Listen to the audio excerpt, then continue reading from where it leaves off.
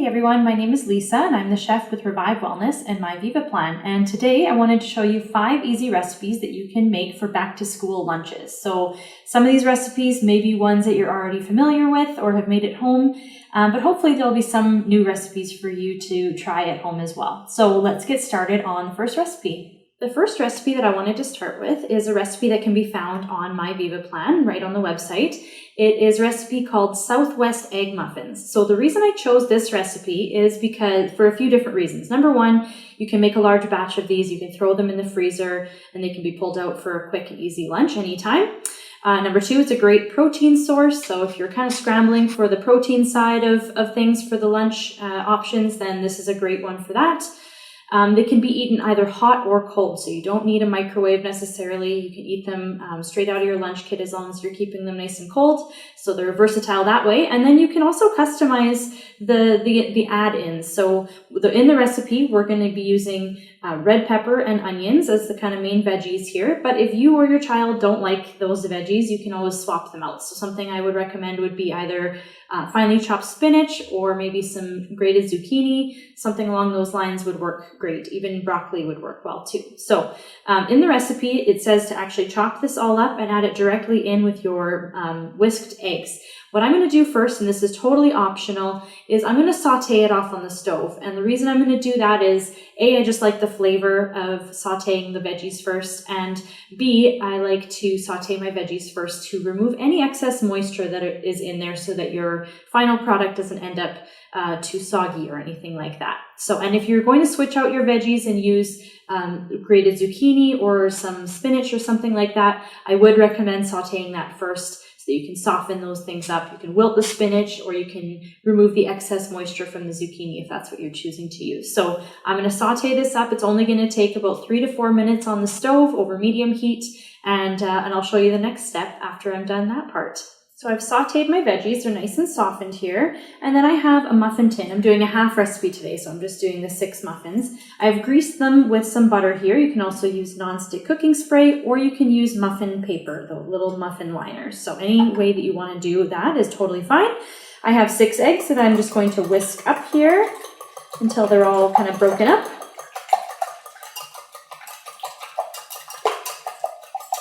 And then I'm going to add my vegetables right into the mixture. Right in with the eggs.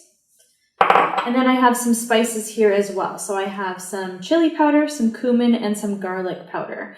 Now, if you're not into the spicy things, spicy flavors, you can always tone those down or eliminate some of them if you're not really into the chili powder, for example. It doesn't actually add a whole lot of spice to this. It's fairly mellow all in all.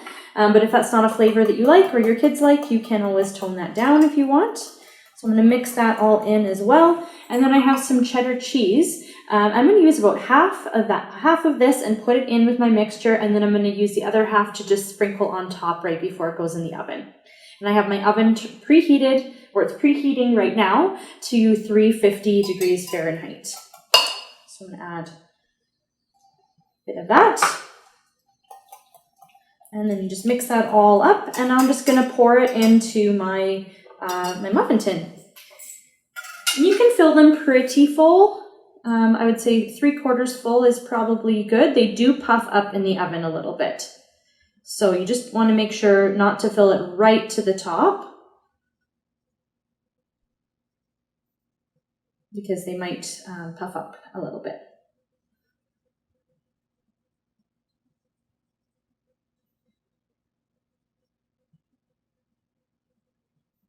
And there we go. So we have those 6 ready to go here.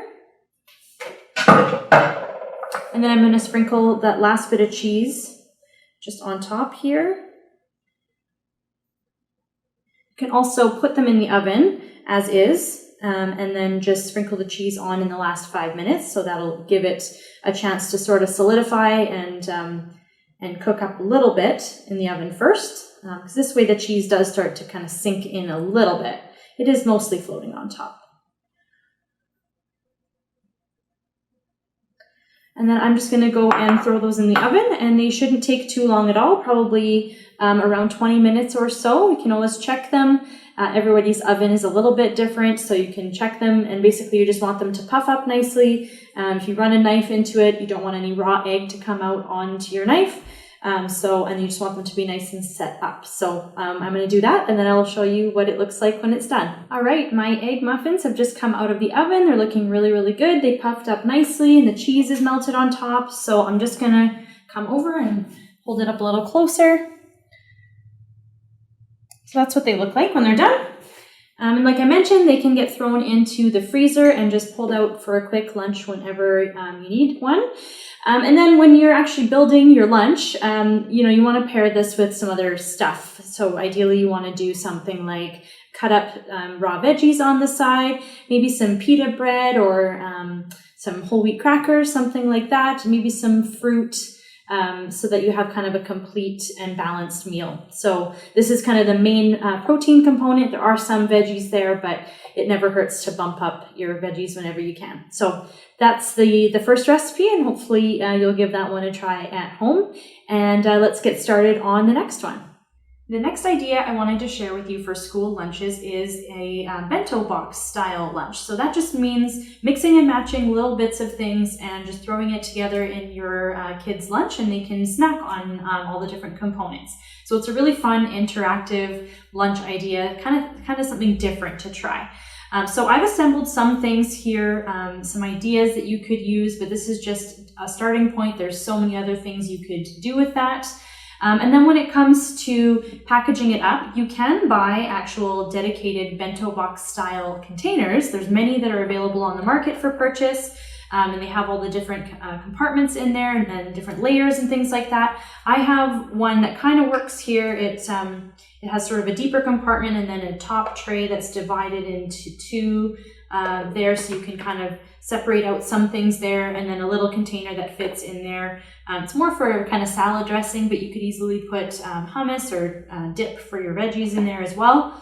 But you certainly do not need a special container to do a bento box style lunch. You can just use any kind of large-ish container that you have on hand, and I like to just use little muffin papers and put all my little components in there. And then it's just a natural way to keep everything separated. It doesn't matter if the papers get a little bit squished or crammed in there, because they're all still going to be nice and separated. So some of the foods that I have laid out here, for example, are, so for proteins, I have some turkey pepperoni that I've cut up, some cubes of cheese. They also individually package them, so that's kind of convenient as well. And then I've made a batch of hummus, and I like to freeze them in small freezer containers anyway. So I pulled this out of the freezer. I'm just going to leave it right in that container. If that's maybe too much for your child in their lunch, you can always divide that in half or thirds, whatever size you want. I have some hard-cooked eggs here. Some kids like those, some kids don't. So if that's something your child likes, that's always a great option. Something you can also make a large batch of ahead of time and keep in the fridge for up to a week in the shell. And then I have some veggies and fruits here. So I have carrots and cucumbers here. You can always add whatever vegetables you have on hand that you like. You can mix and match from week to week. And then fruits, of course, are always a good idea. So I have grapes and pineapple. Again, use whatever you want. Use what's seasonal, what's on sale, whatever you want to use is great. And I have little individual yogurts here as well too. That's always a great option because they're already kind of packaged and ready to go. And then crackers are always a good idea to add in there. Pickles are kind of a fun option that some kids like. So here's just a small example. You can always use, add different things like pita bread or homemade muffins. Those kinds of things are great options as well. So then you just use your muffin papers. Your kids can help with this part. They can kind of pick which things they want to add in their lunch.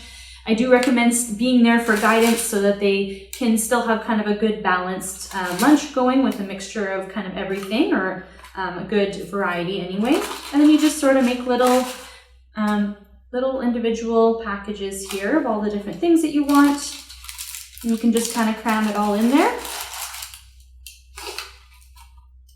And you can kind of layer it on top of each other if you want. Like one can kind of sit inside the other because the paper is going to divide it all up. So that's why I like this system so much.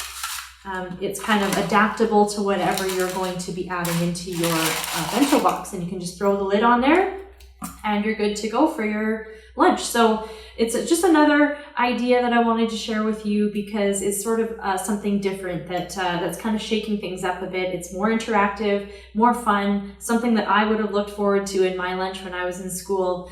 And it really helps to get the kids involved as well. So give that one a try sometime and use just whatever you have on hand, or make a plan, whatever you want.